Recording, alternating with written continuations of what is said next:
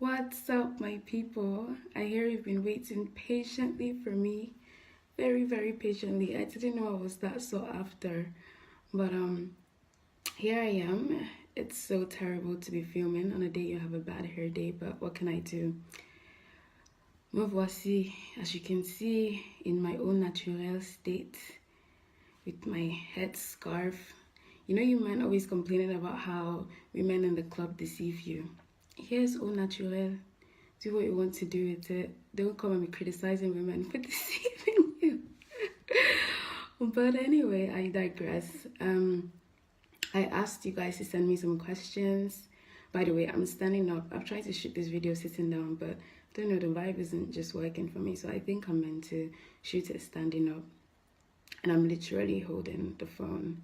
So that's why the angle is like this. But we're going to roll with it. So I asked you guys to send me questions, just to get an idea of like what you'd like me to talk about, anything you're curious about, etc. So I got some questions, pretty much, yeah, like many, and I also got people's thoughts, etc. But there was one that stood out in particular, and I'm gonna use that as a point of departure to talk about a couple of things today. I actually don't have an answer to that question because it's so scientific. Like, I need to do research, serious research, book hammering. You see, as I'm doing this thing with my eye, it's a lot of work. It's a lot of work. I have to do research to come back with a real answer to that question. But I'm going to use it to enter into this discussion. So, I was very interested, first of all, in what guys think, questions guys have, what they have to say, what they're curious about, you know? Because this isn't a one-way thing. This is a two-way thing, men to women, women to men, etc. So I got some questions from guys because I was particularly curious about them. And this guy, he asked me this question. Let me land, let me deliver it to you people. He said, what are the neurological details behind commitment? Commitment. Let me repeat. What are the neurological details behind commitment? Guys, if I have 1,000 accents in this video, it's not my fault. It's not my fault that I've been living in 10,000 places. So just roll with it. So it got me thinking. So obviously when I got the question, I followed up and trying to find out exactly what the motivation was behind the question, whether it came from a place of fear of commitment, a place of inability to commit, or just a place of curiosity, because you can be curious about anything, doesn't mean that it directly applies to you. But what I got from my inquiry was that it wasn't a fear of commitment, it wasn't an inability to commit, it was a desire not to commit. So, which is very interesting, to hear that, somebody who knows themselves so well that they know that they cannot commit themselves to anybody, to any relationship permanently. And it took me back to a conversation that I had like probably 5 years ago with a friend of mine that I, like to bicker with. Maybe he knows himself, maybe he doesn't. But we were actually talking about commitment in the light of how it is or why it is that, like human beings get into monogamous relationships and how it evolved to be that way. And I'm particularly of the opinion that I don't necessarily know that monogamy is natural, right? Because we have this notion of love and it's romantic and it makes you feel va-va-voom, va-va-vam, all those things make your heart tingling. And that's a concept that, has not always been part of human society. And it's something that I think derives a lot from the era of romanticism. Maybe we'll talk about that another time when we're really getting into love and what love means, as per different people's perspectives, opinions, etc. But I definitely think that this notion of monogamy and monogamy linked to love in a romantic manner is something of more recent history. So I think that in human beings' natural state, in the state of just instinct, I think we're more prone to be polyamorous. That's what I think. I think that commitment is a decisive decision. It's something that's conscious. It's something that you have to make you know, a calculated effort towards. You have to be continuously committed to being committed. It's not something that comes natural. So I decided to look up, I'm opening it right now, the definition of commitment. And commitment is, as per Google, Google is our best friend, an engagement or obligation that restricts freedom of action. So when you read that, or another definition is the state or quality of being dedicated to a cause, activity, etc. When you go back to the first definition I gave, an engagement or obligation that restricts freedom of action, you come to realize that normally as a human being, the thing that you value most is your freedom. And so it's not something that you're willing to give up easily, right? And that's kind of what this person expressed, that they are not willing to forever cater to the needs and wants and desires of a singular person. And I think it's great that, people are aware of themselves in this manner, that they even know that they cannot give of themselves in that manner, and it's not something that they're willing to do, because it's better you be honest than to go out there and deceive people with all these love stories. And so it got me thinking about something a little bit different, about expectations, about the expectations that we have when we get into relationships. And obviously when we get into relationships, one of the biggest expectations that we have is for the other person to be committed to us as we are committed to them. And so when I was thinking about this, it just made me realize, like, guys, when you're going into a relationship, be very, very clear on what it is that you're able to give, as well as you should solicit, or you should ask what the other person is willing to give, and you guys should be clear on what that is. Because I think a lot of us, like everybody, let me not say everybody, lots and lots of people are dreaming of these relationships in which there's mutual commitment, mutual desires, mutual everything, and that's all nice. We all, I think almost all want that, but you have to be aware of the fact that not everybody's on the same page with you.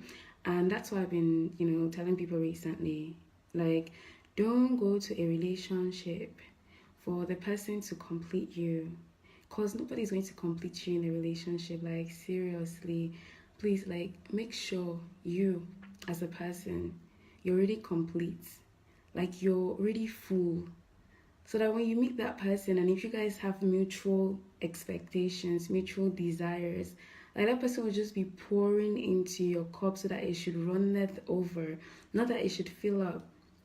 And the same thing for the other person, because like when you go into these relationships, you're asking for people to complete you or whatever. What you might end up walking away with is madness. I mean, like serious madness that might send you to a psychiatric ward. So we obviously want to avoid that. I beg. We don't want to end up in a psychiatric hospital, because as a matter of fact,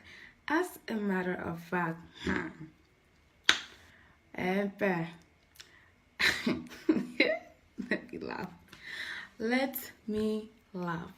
There's somebody that I know. There's someone that I met recently. Why this person is existing in society amongst the rest of us, I don't know. Where that person belongs is literally a psychiatric ward. That person needs psychological reconditioning, psychological treatment, psychological everything. So as this mad person is walking around amidst us, you might just fall into their hands looking for them to complete you. My dear, that completion might land you in a more severe mental ward than even them. So please, don't go looking for commitment in the hands of somebody who is mentally unstable, because sometimes they don't even know I'm seriously talking from something that I know. There are people out there, men and women, who all they have to give you is madness. They're going to leave you psychologically destabilized and you won't know where to go next. So once you enter into that relationship and you realize that you guys are not mutually adding value to each other's lives, you realize that you're not on the same page, please so walk away. Walk away and save yourself from psychological destabilization, from having to seek psychological treatment, because it's real out here in these streets. Like, there are people tripping. You don't want to become one of the trippers, and neither do you want to be one of the ones inflicting another person with tripping, because there are people out there, the same people who have madness, have insecurities that they're projecting onto you, and you might carry it on and go and be projecting onto somebody else. So please be really careful about the relationships that you enter into. Be careful about the expectations that you set. Be careful about the way in which you allow yourself to be affected by others. Be careful about what you think others can do for you. You should be more focused on what you can do for yourself and what you can actually add to others. And whatever others can add to you should honestly be a bonus. And speaking of insecurities, let me say it a third time. Speaking of insecurities, insecurities are not exclusive to women. They are both, men and women have a lot of insecurities. So guys, I'm going to ask you this. If you have an insecurity, call me, message me, DM me, whatever it is. You're worth more than your insecurity. Call me. Let me turn those your insecurities into securities that we can trade on the stock market. The more you get to own yourself and whatever it is that you are, even if you don't even have one ear, like you only have this one and this one here is missing, own it. I'll tell you a story. I need to end this thing soon. Story of a couple of years ago. How long has it been? 2015. Myself and a group of friends, we went to Florida for our spring break, and there were these girls, right, who, I mean, from every definition of beauty or hotness that you find online on Instagram, wherever it is you're looking for hotness, they were not hot. But I tell you, these girls own themselves. They, in all their so-called imperfections, according to whoever's definition of imperfection, they were owning themselves. They were getting it. They were getting it more than me. You see me here?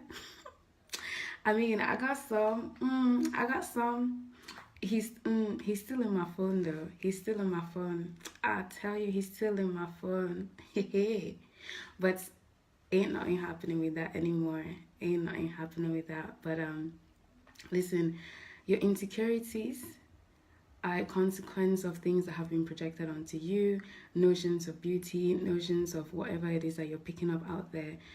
Throw those things away. Literally throw them away.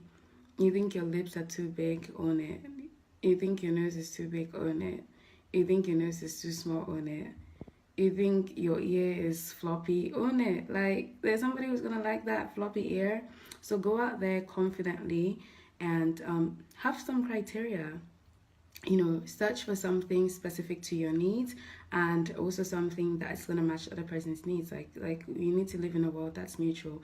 Like I said, mutually add value to each other.